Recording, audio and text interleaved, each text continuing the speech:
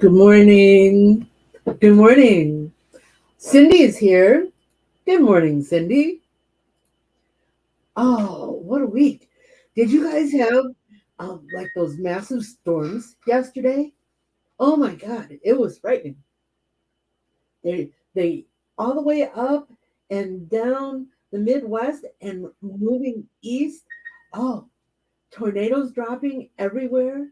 It was terrible. Uh, we had uh, heavy rain and lots of lightning and heavy winds. I just saw here, and this is tragic. Um, a local theater, about 20 minutes from me, a local theater had a concert in play last night, and just at less than a moment's notice, the winds picked up and the roof of the theater collapsed.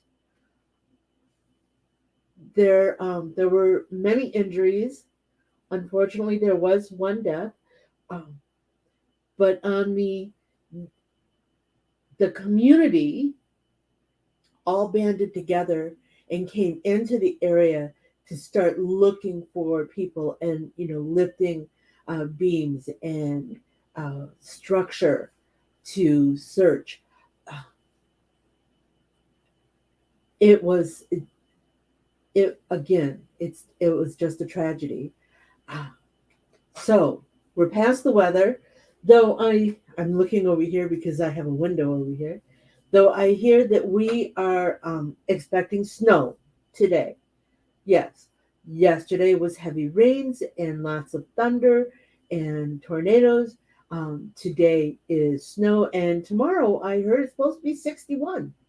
Yeah, we're hitting all of them. Um, so, anyways, what are we going to talk about today? I have I've always told people that if they have any questions, all they have to do is ask, and I will do my best to answer those questions. And recently, I received an email that had several questions. So, my thinking is if one person is asking, then there are others that want to know this information also. Okay, so to to start off, a lot of her questions were about editing machine files. Cindy, are you making popcorn to sit and munch on while watching the events?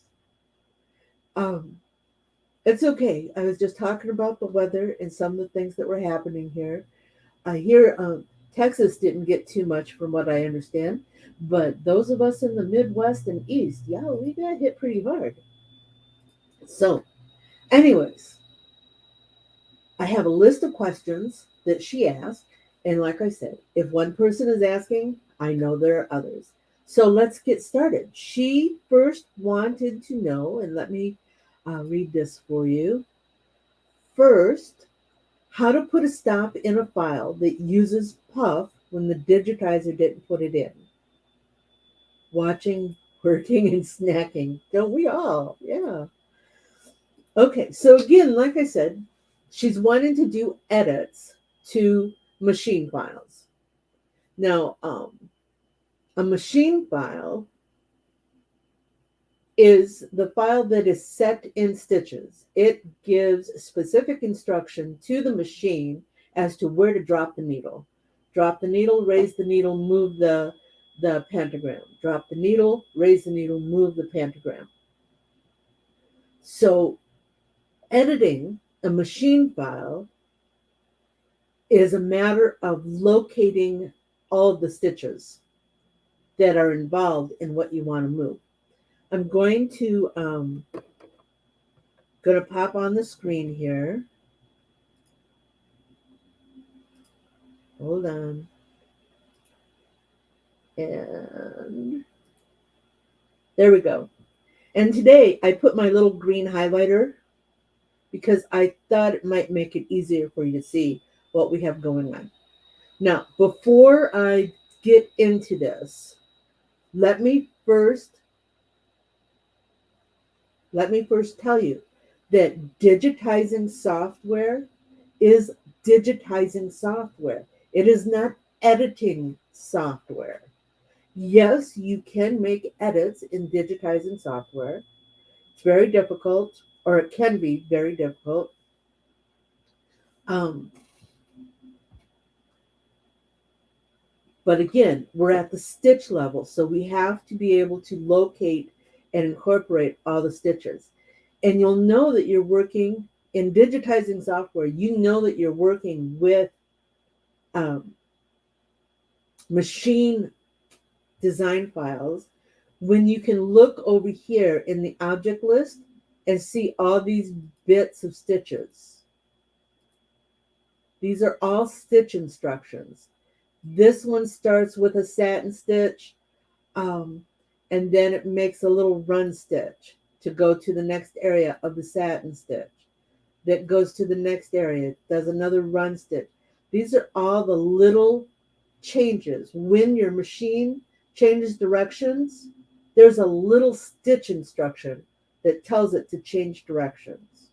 When it's making a set of satin stitches, there's an instruction. Now, granted, this is a larger instruction because it's taking care of this whole single element that is all the same stitch type. Okay, so digitizing software is digitizing software that may or may not be able to do the edit work you want done. In a moment, I will show you some editing software that actually makes it a lot easier. But the first thing we're going to do, and I'm going to move my keyboard out of the way, we're going to enlarge this. Oops, that was a bit much. Now, again, the question is, how do you put in a stop when the digitizer hasn't? Now, this is a puff design file. This R is designed to be puff, but the crown is not. Now, as it's stitching here, it's going to stitch everything in one go. But remember, puff lays on top of all the flat stitches. You don't want you want this crown thing, to stitch first, and then you can lay in your puff, and then you can stitch that. Now, I just had a thought. One of the other things she might be thinking is that that stop that she wants is so that she can stop the machine and lay in the puff. And the way to do that in the software, in the design file, is to make a color change. We have one solid color here.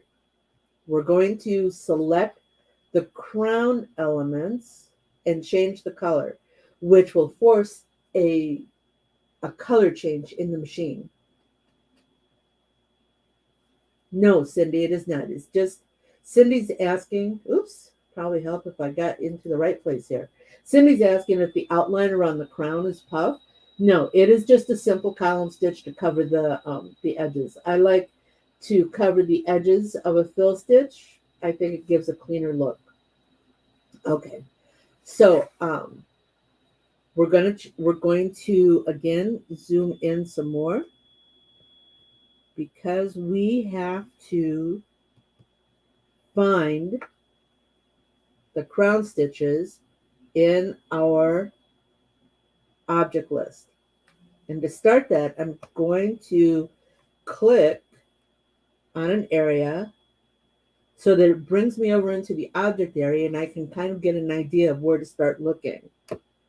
These look like they are all part of the same element. Here's an underlay, probably for the satin. Here's some more satin stitch. Oh, look, we still have this one little stitch here. Is that it? What about this one? Where does this one go? Do you know that in Wilcom, if you click on a stitch element and hit this locate button, it will show you where that stitch is. Yeah, I learned that in a class. So that stitch is part of the R, so we're not going to change that. Okay, so we have made a color change in our two color design. So now our machine, now when we load it on the machine, we can load the same color, green, green. I know, isn't that cool? Cindy saying that she didn't know that about the locate the stitch. And it's really cool, especially when you're doing edit work like this. Okay, so now we have two colors and we're going to resave it in our file set. It already exists. Yes, we're going to replace it. Now, when you move this over to the screen, or excuse me, over to the machine, and remember, I was just saying that even though it's two colors in screen, you can stitch the same color, green, green, pink, pink, red, red, whatever you want. The thing you need to remember is there is not a stop instruction in the design file. Most digitizing software does not include a stop instruction. That happens at your machine. When you load this into your machine, you are going to instruct the machine to stop after it stitches the first color change.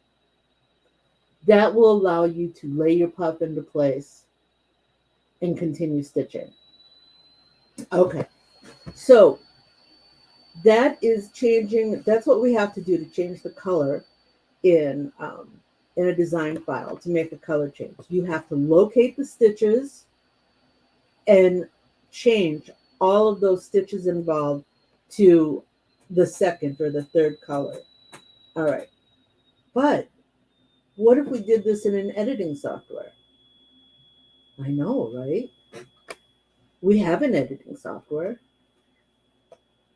Look at that. Editing software. In Brilliance, I purchased in Brilliance the Enthusiast and the what's the other one? You're gonna make me look it up, aren't you? All right, hold on a second. Yeah, I know. I'm doing this off screen. You can still see me, but you can't see what I'm doing here. In Brilliant Software Essentials. There it is. I purchased the editing modules, the Essentials and the Enthusiast, and I did that for its editing capability. Now, if we go over here and we open it up, we can see that it's all one color. This again is that same machine file, and it's all one color. But we need this crown up here to be a different color. And in Brilliance, and this is, it's been a while since I've used this. Oh, there it is. It has a function where I can select all the stitches involved. I'm going to use this, which is it's a lasso. It's going to allow me to select the stitches. I turned off the 3D so I can see it. And I don't know that you can see them, but these little dots here are all stitch penetrations. Needle here, needle here, needle here, needle here, and all the way around. That's what we want to select. We want to lasso all of those stitches. So we are going to carefully go around because we do not want to select any of the other stitches. And you know what? I think I missed one. Yep, I did. This stitch right here did not get selected. So we're going to do this again.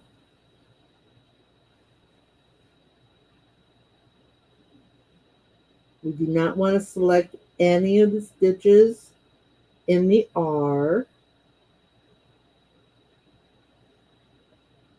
There we go. Now we have it all. Now, what do we want to do with this? We've got all of our stitches. Good morning, Facebook user. Is that you, Frank? I'm going to say it's Frank. Good morning, Frank. Frank is here. Everybody say, and I'm making an assumption. I'm going to say it's Frank. So now that we've selected all of the stitches for the crown, we need to break it apart from the rest of the herd. All right, so to do that,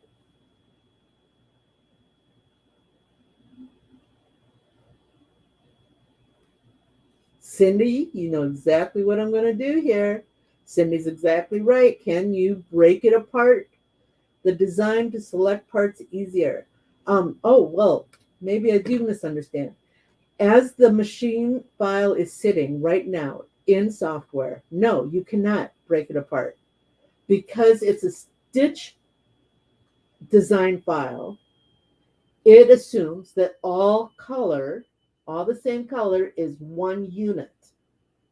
It doesn't have individual sections, doesn't have the satin border or the tatami fill or the satin for the arm. It makes the assumption that this is all one unit. What we're doing now is selecting our stitches and we're going to break it apart to create a second unit. And up in here, there is an icon to break them apart. It will take all of the stitches that are selected and break them away from the other stitches. Now, if we look over here in our objects list, we now have two parts. They're the same color, but we now have two parts.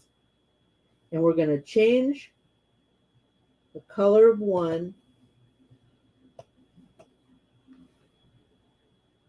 And remember, we want our filled area to stitch first. So the other thing we're going to do here that I forgot to remember to do in the other file, so we're going to move it first.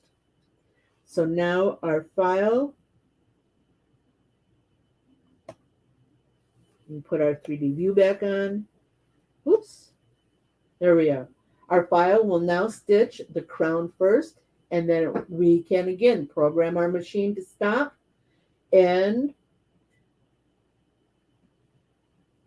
then we can lay in our puff and our foam.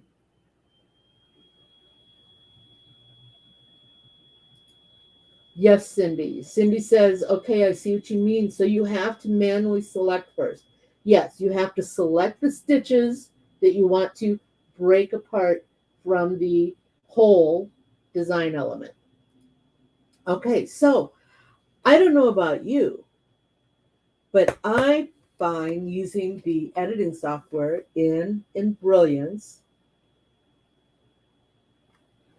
to be easier to edit with. And then Cindy, she also says that she forgets sometimes to reset the sewing order, the stitch order. Yeah, and then you get to the machine and you load it up there and you're stitching away and you're going, oh, darn it. Yeah, I do that too. So before we forget, let's go back over here. Oh, look. This one already has the crown stitching first. Ta-da! Did it and didn't even know it. Okay, so again, you want to break out the part from the whole that you want to have a different color. Correct the stitch order. Correct the stitch order. And then at your machine, you can place the stop between the two color changes. So that was her first question. Let me go up here. Second question, how do you change from a flat to a cap?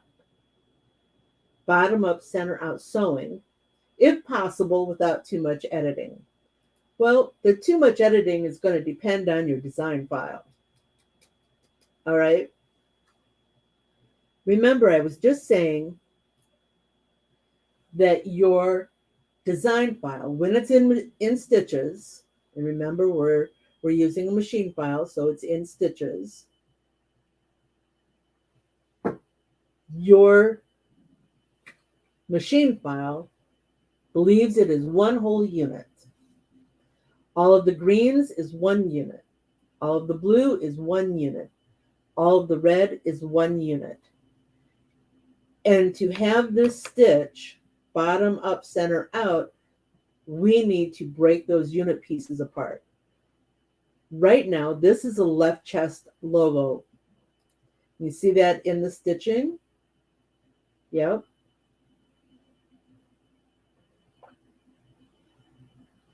It's stitching the text left to right, stitching top to bottom, and we don't want that.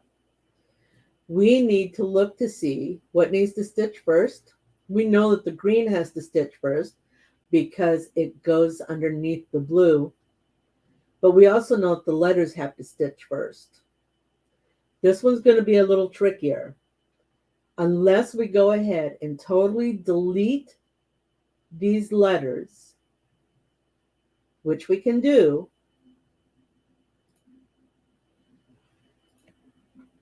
we can retype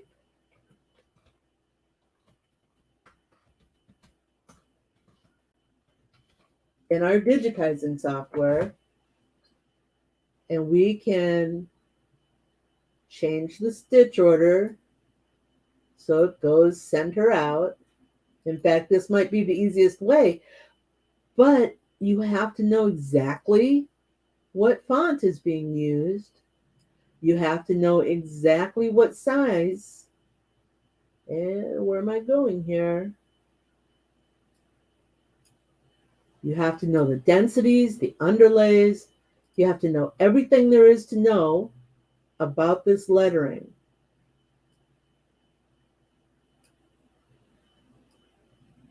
And we can see right now that this lettering is not the same. So, yes, it would be so much easier just to delete the lettering in our file and delete, and then replace it with letters that stitch center out. But again, we have to spend all that time matching.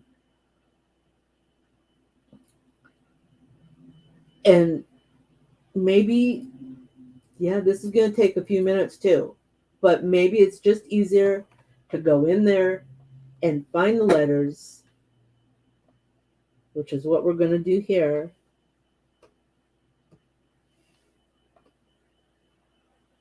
We know where our center is. We are going to try to select all the A's. Remember, we have our locate button. Yep, that's not part of the A. That's not part of the A. So I'm going to group this so it doesn't get lost. And I'm going to move it to the bottom. Don't worry about this jump stitch right now. Then I'm going to go look for my L. Is this everything in the L?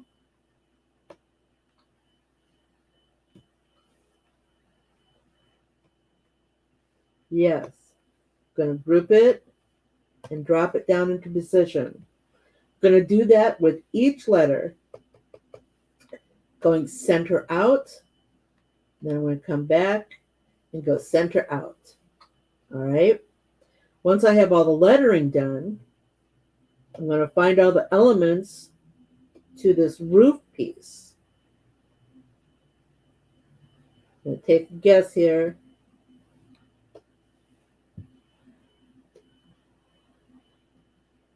Yep, I got some of it. And you know, it would probably be wise. Let's locate this. Yep, it would probably be wise. Should we do the roof piece center out also? Yes, I think so. Because as we're stitching, it'll start here and it will push everything to center and then push everything out here. And we'll have that distortion. We don't want that. So again, we're going to find all the elements for the first part and move it down. Oh, what did I select here? All I got here was the underlay. So where's the rest of it, right? Let's go back and back.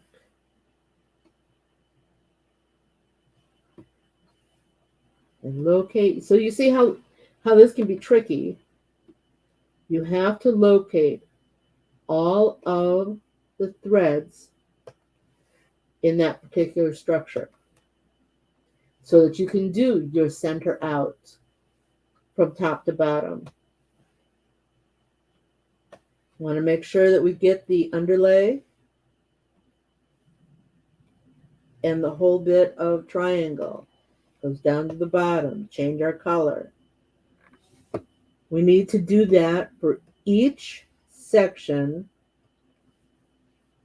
of this file to get our center out, bottom up. Does that make sense? The other thing we have to remember, very important, yes, we need to remember to check our stitch order, but the other thing we have to remember is what size is this file? This file is 3.8 inches left to right and 1.8 inches top to bottom. Yes, it can be suitable for a front logo, front hat logo. I like to make them a little bit larger. I like to go about 120 by 55 or 60 millimeters, which is like 2.5 inches tall. But not every machine file can be resized. You know, there's that whole guideline of 20%, the 20% rule. You can increase or decrease a design file by 20%. Sometimes that's not so true. Sometimes, depending on the file, you can go more. But the only way you're going to know for sure is to test stitch. And I'm a big advocate for test stitching. Even now. Good morning, Letty. Is that you? Good morning, Letty. Letty's here. What does she say? And yes, Cindy, I stitch it out and go. She's making reference to the forgetting the to reset the stitch order. We've all done it. We have. Okay. So again, going back to this file. Yes, its current size is acceptable for a front hat. But before I commit this file to a larger size, before I resize it,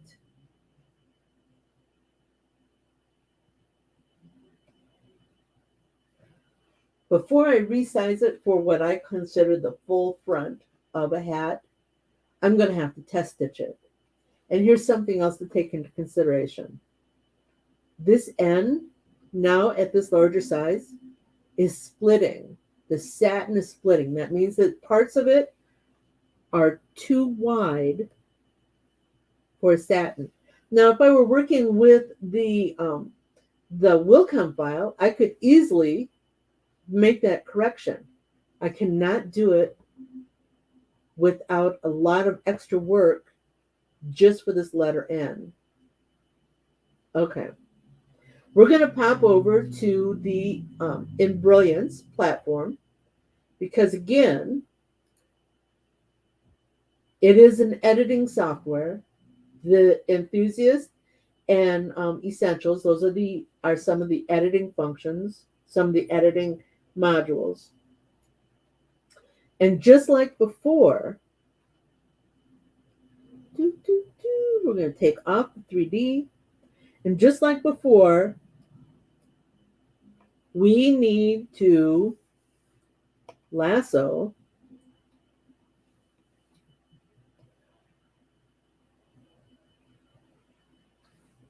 oops, we missed some of that. Let's go back up.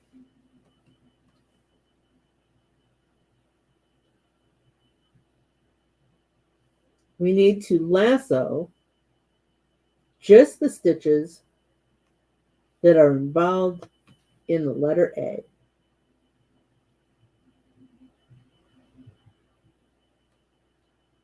See, we missed that one. Oh, there we go. Oh, silly me. Let's do this again.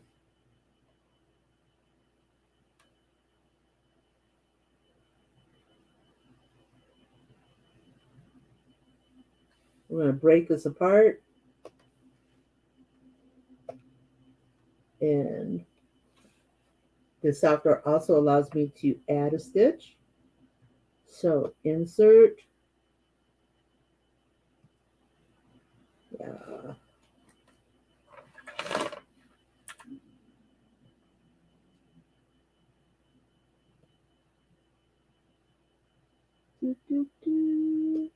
There we go. But of course, we want to make sure that we have a knot. Okay, so now this A is in here. We're going to change its color. And when we're all done separating out all of the elements,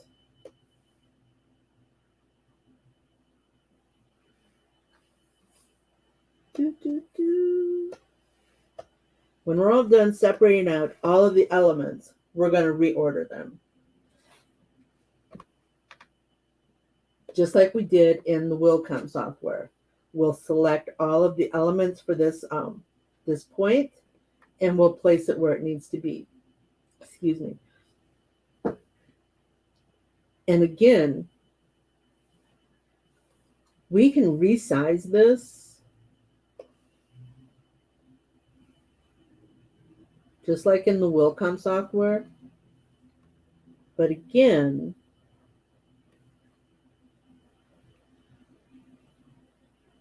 yep, that's about right. This is now a 5 by 2 and 5/8.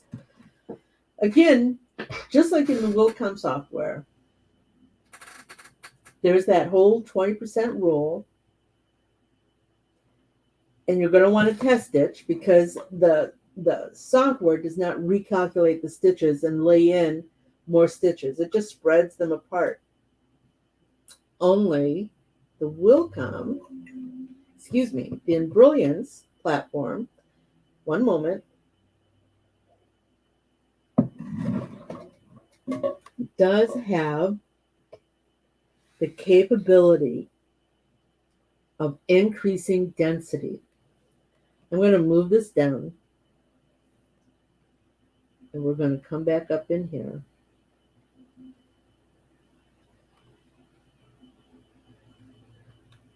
Because like I said,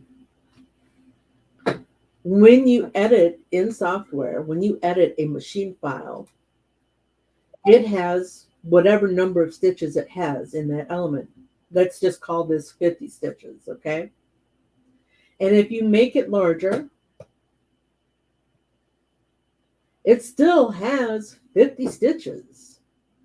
And they just spread further apart.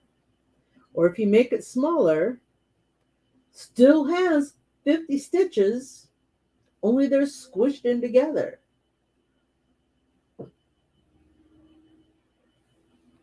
$50 stitches. Now, if I make it larger and I need more stitches, the Embrilliance platform has a function. And I need to drop this down just a little bit because I can't see my whole screen.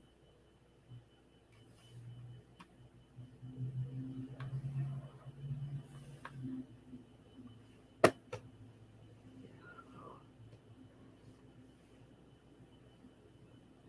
can't see this edge. There we go. Now I can. All right. So going back to the Embrilliance platform. This is a satin stitch. If I go over here, which shows that my current compensation or my current density setting is at 0. And that's the, we have to not think of that as the density is 0. You have to think of that as the originating density, the density that it came into file with. All right. So if we want more density, we move the slider up.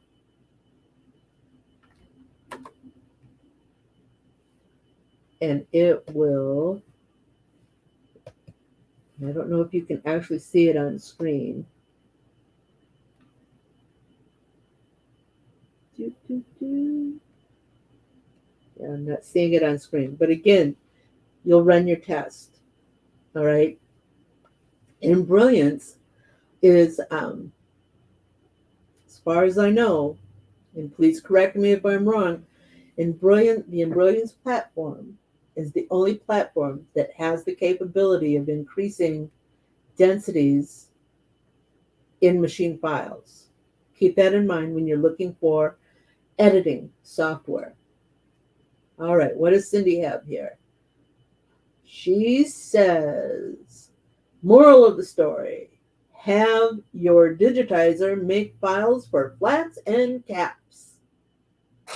And honestly, it would be really nice if digitizers would just start out all designs as best as possible to work center out, bottom up, or at the very least, center out.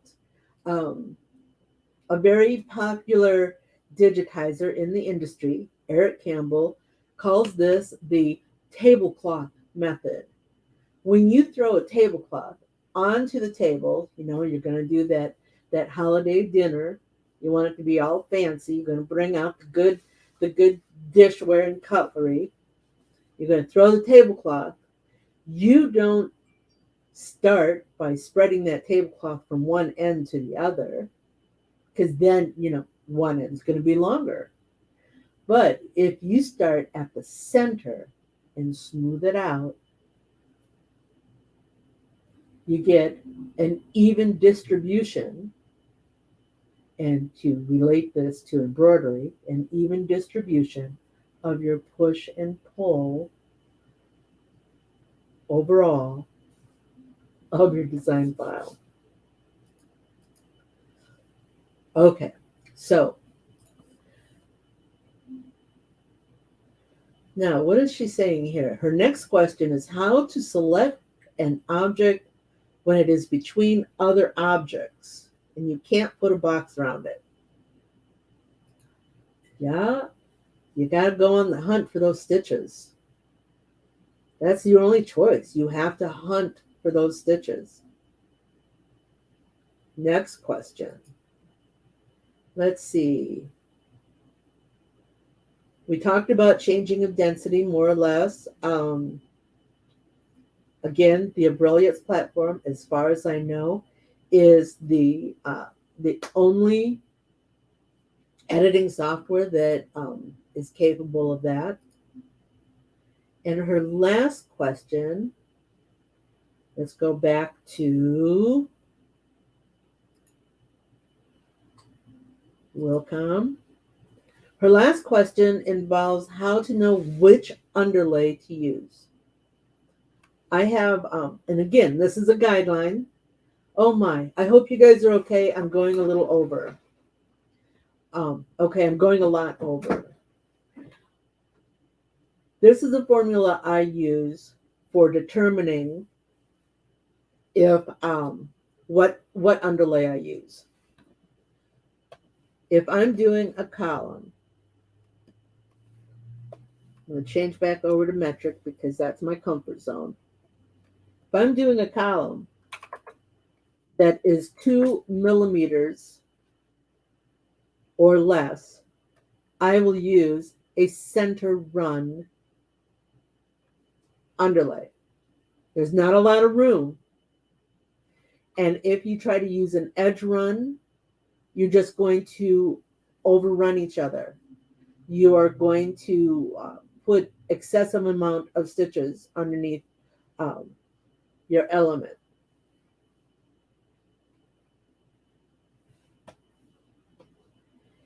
If, let's see if we can get in here.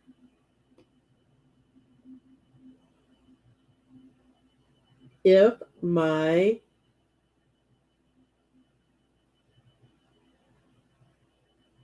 file, if my column, if my column is up to 8 millimeters, from 2 to 8 millimeters, then it's going to depend on where the design file is going to stitch. So it's going to stitch to a hat. I'm not going to use the edge run underlay because that's so dependent on how the hat is hooped as to whether the edge run is going to peek out or not. But I will use a tatami or a zigzag or possibly a double tatami or possibly a double zigzag. All right. Again, that's going to depend on what we need, what our needs are for that particular fabric. For example, you would not want to underlay a lot if your fabric is very light and thin. Yes, you want to support the top stitches, but you don't want to add to the weight of the design on thin fabric. Then again, if you're stitching on heavy fabric, you might want that extra stability to make sure that it's going to function long term on that particular garment. If this is a satin up to 12 millimeters, and about the only time I use a satin that is 12 millimeters is for puff embroidery. But if you're going to risk the sag of a satin at 12 millimeters, you're going to want that edge run. You're going to want a double zigzag, and you might even want to increase your density a little bit. But again, over time, depending on what this garment is, it's going to sag and it's not going to look good. Now, if the same column is a fill, and at this point, all fill, tatami or double tatami, again, depending on what your fabric base is. Then I'll go back over here. Let's see.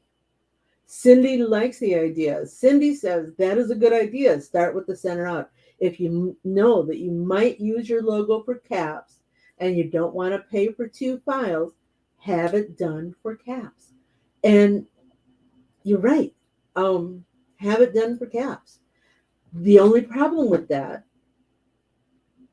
remember, I like to use a larger cap file, which ultimately is too large for left chest. So for me, because as a digitizer, and I know that we don't always know exactly what size we need at the time we order, I tell people, if you need a different size, just let me know. When I digitize for left chest, I digitize 90 millimeters left to right.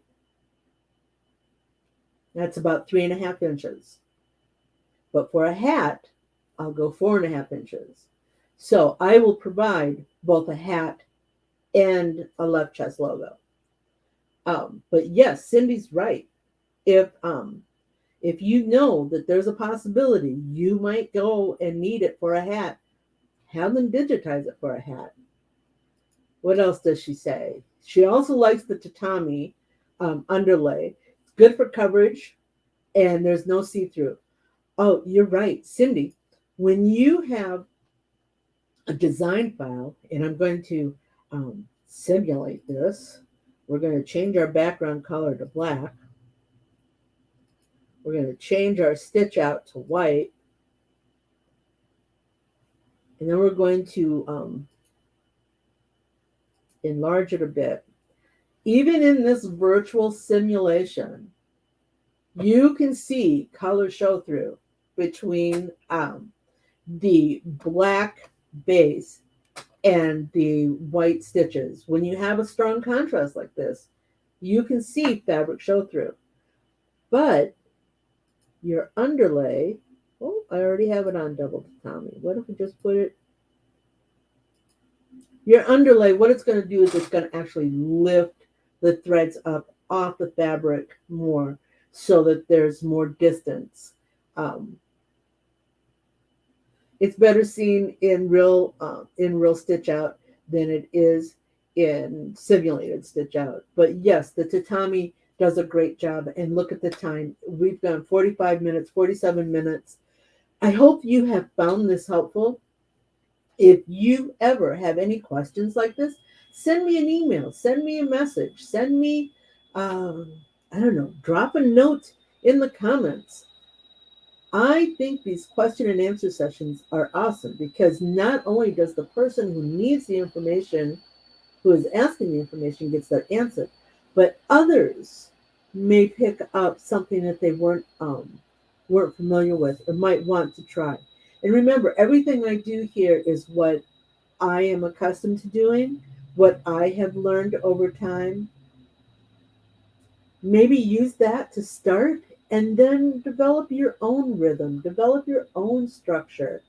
Maybe you find that you like, with a fill, you like to do an edge run just to make sure everything is stabilized to the stabilizer, stabilized to the stabilizer, and then fills in. That's your preference. These are just guidelines. This is what I do. If you do something different or if you have a different experience, share that. Maybe it's something I want to pick up. All right. Cindy, thank you. Cindy doesn't mind going longer because I share information. You're so sweet. Okay, I'm going to end now. You all have a great weekend. Again, have any questions, just send me an email, send me a message, drop me a comment, and we'll see you next week. Wasn't that fun? Do you have more questions? Do you want to learn something new? Join me at quicktostitch.com for coffee and conversation, and we'll talk about it. Embroidery machines, designs, and business. Hope to see you soon. Bye now.